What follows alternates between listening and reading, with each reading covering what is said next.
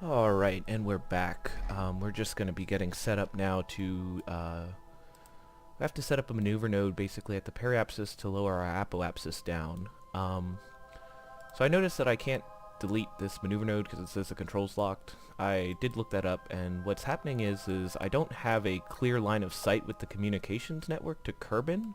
So it actually does, if I don't have a pilot in the vessel, and this is kind of where the challenge, like, I didn't even realize it comes up, is that you can't add or modify maneuver nodes unless you have a clear signal with Kerbin. So since I don't have any comnet set up, this is a fresh save or a new save. So this is our first mission on this save. So what I'd have to do if I wanted to do maneuver nodes on the dark side of the moon or set them up is I'd have to set them up while in communication with Kerbin, or I'd have to set up a satellite network around here. So that would be fun. I haven't played KSP since 1.0, so I guess they added the comm network just recently in the 1.22 update. So yeah, so if I time accelerate a little bit, I can get there it is. We've got a clean signal. It seems like it's bouncing off or being amplified by some of the iron in this crater. That's why it's got this going through this collider. But yes, now that I have a clean signal, I can delete this node, and I can add another node. So what we're going to do is at the periapsis, we're going to add a maneuver node to bring down our apoapsis. And actually, I'm going to only do one burn. So the rather than circularize and then do a deorbit burn, we're just going to do that all in one shot, because honestly, this is kind of set up exactly the way we want it. We want to have the periapsis kind of to the right side of where we're going to be coming in, so that here I can add another maneuver which will basically kill all my horizontal velocity, and then we'll just be dealing with the moon's gravity vertically. This is not the most efficient burn profile. The most efficient burn profile would be something called a suicide burn, but that is, as the name implies, somewhat dangerous. So let's go up to this next maneuver, and we'll actually do the 15, it's only a 15 meter per second insertion burn, so after that we'll basically be on course to do a final deorbit burn, because periapsis of 9,000 is not necessarily a completely stable orbit, because there may be mountain ranges or something that actually protrude higher than that, which would be very detrimental, encountering those at half a kilometer a second. So we're going to try to avoid that. Bob does not want that. I don't want that. Actually, I don't even know where Bob is. Oh, there he is. Okay, cool. He is happy. He is very happy that we're about to enter a very low lunar orbit and prepare for the final descent to the surface. So we're about 30 seconds out. I'm going to time accelerate to get closer. Again, it's a 15 meter per second burn, so it won't take that long. It should take like around a second or two, so we'll just set it here, and here we go.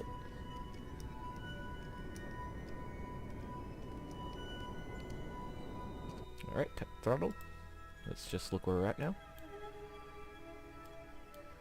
Okay, so here we go. The periapsis is like 9,000, which means our altitude here is probably gonna be around 10.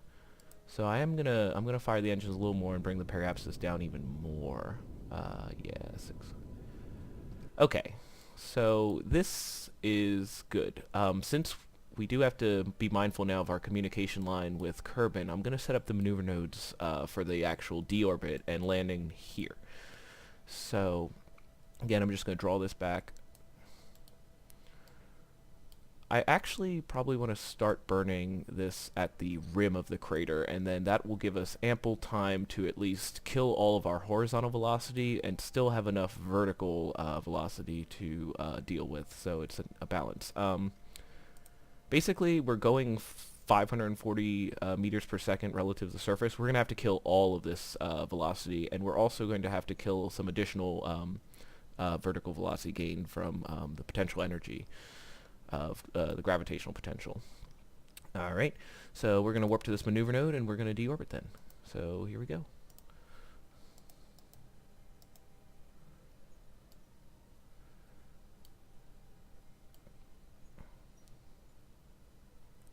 So it looks like we're going to have to kill 183 meters a second just to get that descent burn going, and then again, that'll probably leave us with another 400 or so meters a second delta V that we're going to have to deal with. Again, this is the most efficient landing profile. The most efficient landing profile would just be a single burn, and it's called a suicide burn because you activate it literally right before, so that the engine's only burning as short amount of time as possible, and it cuts off right before you hit the ground. Again, not an ideal situation, it is ideal as far as fuel efficiency goes, but it's not the safest way for the way I've designed this craft, because again, I didn't really do any hard calculations, so I don't know exactly what it's going to take. But again, we'll see. It's part of the fun is not knowing. Alright, so let's see here. I can see the shadow here, so we are very close to the surface. Thankfully, we are going to be going through, again, we'll be crossing the rim of the crater, so we should be okay. We'll actually be going deeper. We'll have probably an extra 100 meters from the ground after we go through the crater. So things are going to get pretty aggressive. Again, like this landing profile, I'm coming in a little lower than usual. Let's see here. My surface altitude, it looks like it is... Okay, we're just about 1,000 meters above the ground. So that's something to contend with. We just have to pay attention to that. Again, if you look at my velocity vector, though, most of it is in the horizontal direction. So we're going to have to kill mostly horizontal velocity, which is good. We're falling at around 10 meters a second. So at 1,000, that's about 100 seconds before we hit the ground if we don't do anything. So yeah. Oh, shoot. Oh, and I'm not talking, so I missed my burn by 30 seconds, but we're going to go with it. Shoot. And I'm just going to put the gears down now so I don't forget. So the landing legs are deployed. And then, yeah, I'm going to kill most of my VTAN.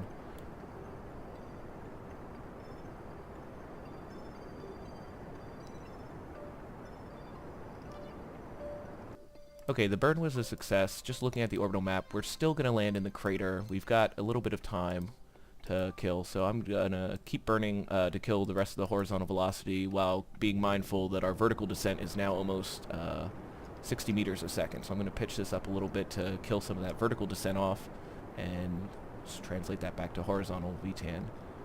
Surface speed, 300 meters a second. I can't delete the maneuver node, unfortunately, so this is just false information. It's not really helpful to us. So yeah, we're just going to pay attention to our surface speed and also our vertical descent, which, yeah, actually the landing space looks clear. We're going to be okay, I think. We've got enough time. I'm just going to keep this a little more level just with the horizon, just kill the rest of the vertical speed. Once this reaches 45, that means half of our speed is vertical, half of our speed is horizontal descent. So then I'm just going to kill off that remaining delta V. Okay, this looks like will be actually a nice landing. I'm just going to kill the engines quick, reposition. Okay, surface speed's around 40 meters a second. So as this approaches the 0 degree mark, or the top of this nav ball, that means all of the actual velocity we have to contend with is just vertical. So this is just our descent rate now, since most of our horizontal velocity has been canceled out. Okay, so I'm just going to throttle it up a little bit more. We're coming in very nice. We've got a decent descent rate. It's controllable, and the landing area looks somewhat flat, which is nice. Okay, so the lights are starting to illuminate the surface, which means we're probably around 50 meters from the surface. Be a little more aggressive with my throttle here. I'm going to land it at around less than 5 meters a second would be a nice soft landing. So let's see here.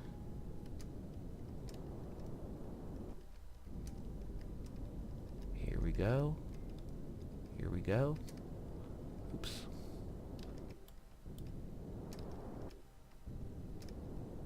And touchdown. Okay, a little bit of bounce, but we made it. We are on the moon. All right, Bob is very happy. Let's take him for an EVA and plant this flag. And here we are in this crater. I wonder if he can think of something to say. And the flag is going out. It is a remarkable PR moment. And the site name is GGD Genesis. Not related to Sega Genesis, copyright reasons. So we came in peace for all Kerbal kind. Okay. And the EVA report says, you start to say something dramatic and poignant about the plight of Kerbal kind in the grand universe, only to be cut off by random radio chatter that the situation is nominal. How true is that? Okay, so we made it to the moon. This is a remarkable accomplishment for Bob, who has no flight experience prior to this. So the next thing we have to do is we have to get home. So hopefully we'll have enough fuel for that. I think with the RCS, we should be okay, but again, I didn't necessarily intend for the craft to do any kind of correction burns, which it did have to do. So with that being said, let's just take off. I wish I could delete my maneuver node. I don't know if we're on that side. We are unfortunately out of communication range, so we're going to have to do this without maneuver nodes, at least. Like, I just don't, this is just annoying. But anyway, we're going to take off and go in the east, very similar to our launch from Kerbin, but the difference is I can be more aggressive. Like, I don't have to contend with atmospheric friction, so we're going to just take off at like 45 right now and translate half of our velocity into vertical set and half of it into horizontal. So yeah, so here we go. I'm going to even pitch down a little bit more and just get most of our horizontal speed, because I think we need around 800 meters a second to stay in orbit around the moon, and then we also need to be at least 10 kilometers above the surface because there are mountain ranges and things that could protrude and become a problem. So, okay.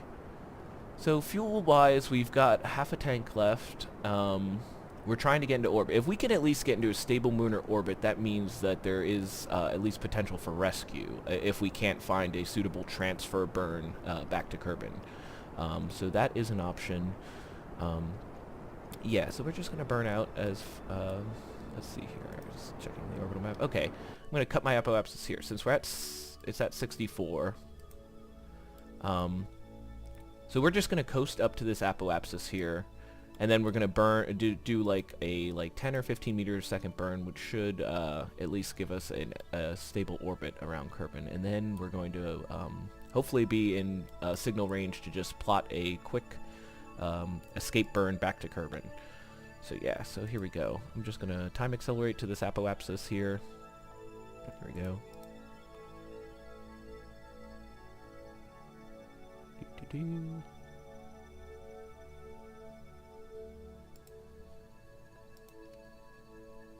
Okay, we're at the apoapsis. We're just going to pitch down and point in the direction of our orbit, and we're going to burn prograde.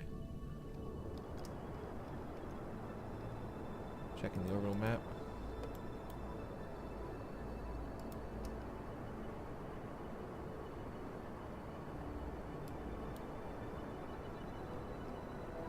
And boom. Okay, so we do have an orbit around the moon. Now, to escape, or the best way to get back, means we want to imagine ourselves, we're basically have the same orbit as the moon relative to Kerbin. So if we want to deorbit, we want to burn retrograde, which means we want to burn in the direction opposite of our motion in the orbit. So the moon is traveling in this direction, so we're going to actually want to burn this way. We want to burn as far away that way, and that will basically decay our orbit towards Kerbin.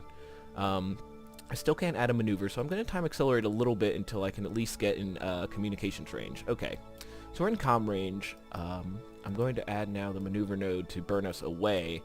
And then, yeah, again, I want to burn pretty much opposite of my orbit. And what you'll see here is the more energy I put in, the periapsis at Kerbin decays. So if I move this a little bit, I can swing the periapsis until it's at its lowest point. So this is probably the best escape trajectory efficiency-wise.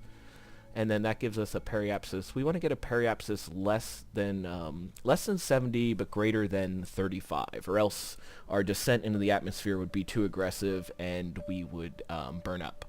But if we get just right, like around 35 or 40 kilometers above the surface, we can take advantage of something called aerobraking, where we'll actually use the atmosphere friction to decay our orbit to the point where we actually enter Kerbin's atmosphere. The disadvantage to that is we might have to go through a couple of orbits around Kerbin before we fully decay and get captured by the atmosphere. But so that the only disadvantage to that is time. We would not need fuel. So essentially, if we have enough fuel for this burn, then we will be able to make it back to Kerbin. The atmosphere reentry, it could be disastrous if I don't get the approach vector just right. So let's hope that this is reasonable. So it's a 255 meter second burn. We're 9 minutes out from it. I'm gonna warp us to that location, and then we're gonna do it. So let's see what happens. Here we go. The burn's gonna take about 25 seconds. I think I have enough fuel for this burn. So right now, not to be like too optimistic, but I think we'll have enough to complete the mission without, if the reentry isn't too steep or too shallow, we should survive this, and Bob will have some great stories to tell. So yeah, let's see here. We're 35 seconds away from the node. Just gonna time accelerate a little bit more. Okay, we're engaging the engines now. And let's burn home. Shame these burns are happening on the dark sides of planets, but the view's not great, but that's okay. There's home. We're going home, Bob. We're almost there. So, okay, we've got...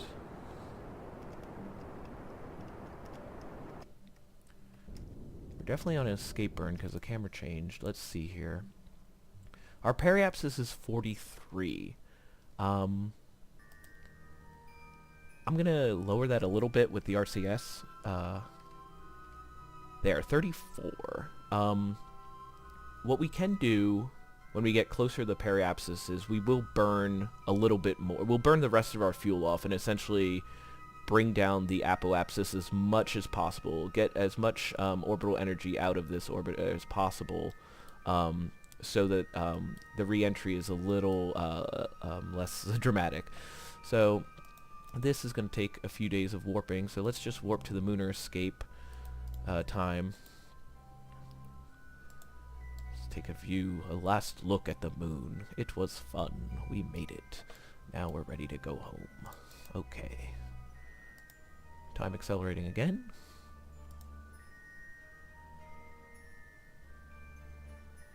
Okay, and now we are on a path back to Kerbin. So I'm going to set...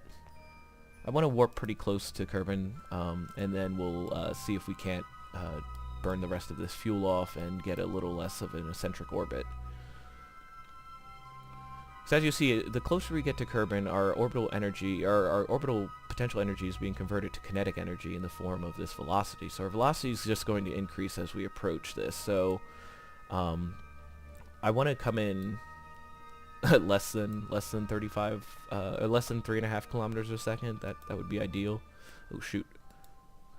Okay, so if I had a maneuver here, again, I'm just going to try to drop our apoapsis without decaying our periapsis. So I want to actually change that. So if I move these blue things around, that's just going to change the way I'm firing towards my periapsis. So again, I want to keep the periapsis around 30-35, just so we're not on too steep of a descent, but we're at enough of a descent that the atmosphere is going to, that we can take advantage of the aerobraking from the atmosphere and decay the rest of the energy from this orbit.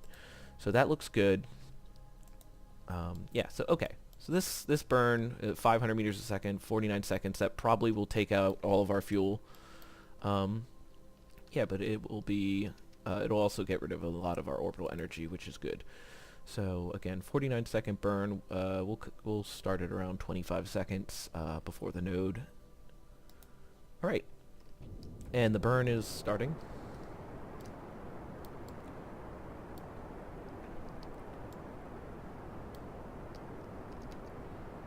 Go. Let's just see what this is doing. This is bringing our apoapsis down quite a bit. So it's not the most efficient time to burn, which would be at the periapsis, but when we're going through so much atmosphere, I'm just going to try to be fighting with the craft to keep it on the side so we don't burn up the parachutes on the way back. So I need to keep it kind of like facing the engine side during our descent. So, okay, here we go. This is good. Periapsis is staying around the same, a little less. Okay.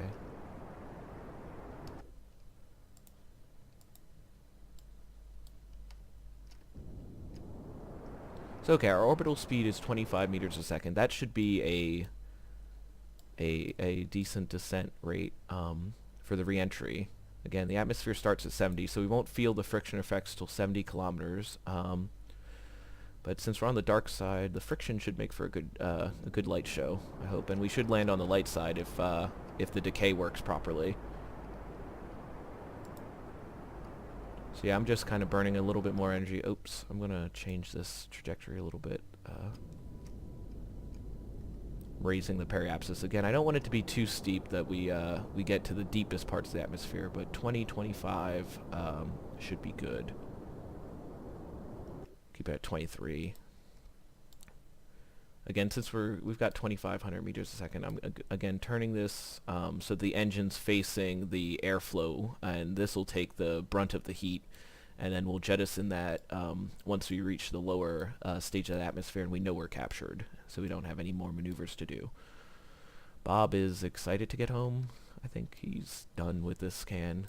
He only got to stretch his legs for a few minutes, and then the crew, or the mission control, had to send him back home. So, okay, we're 50 kilometers up. All right, we're starting to feel the friction effects of the atmosphere. Starting to heat up.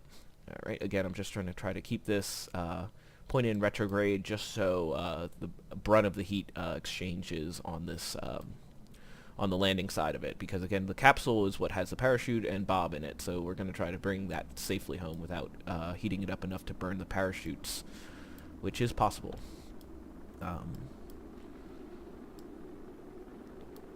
We might actually get enough heat damage to knock off some of these landing legs. I don't know.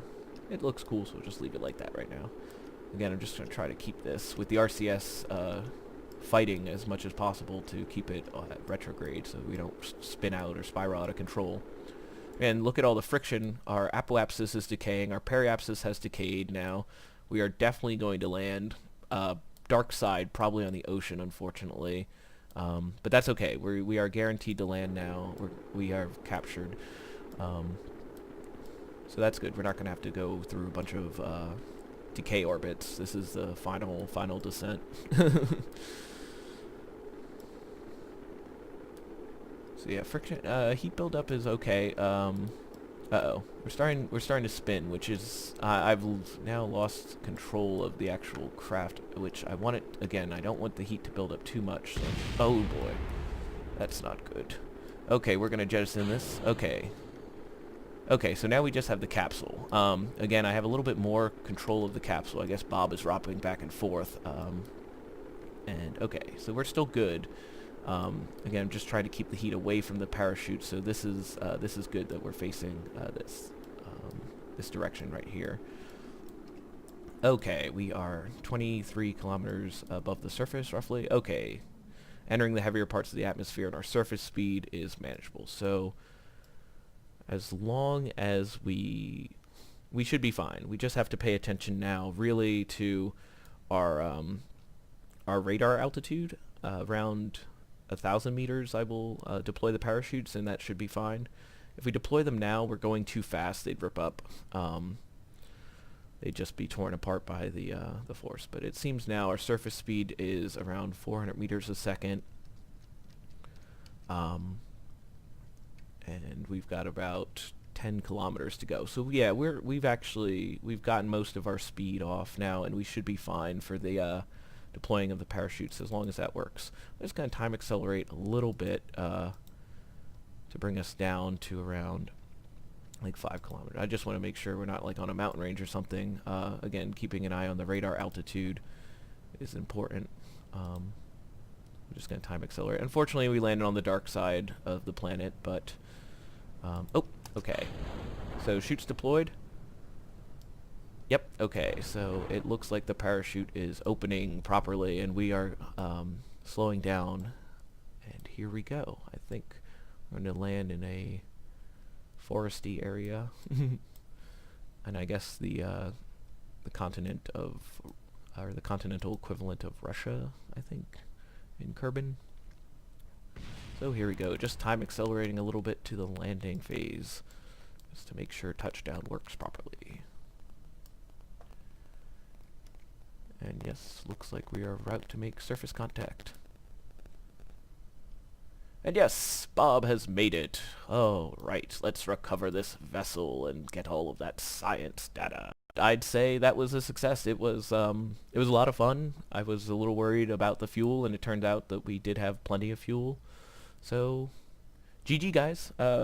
Let me know what you think, and if you have any more challenges, please, I'd love to do something. It's fun. Kerbal Space Program is one of those games that I just love. Like, it's just got everything that I love. So, alright, leave it at that. See you later.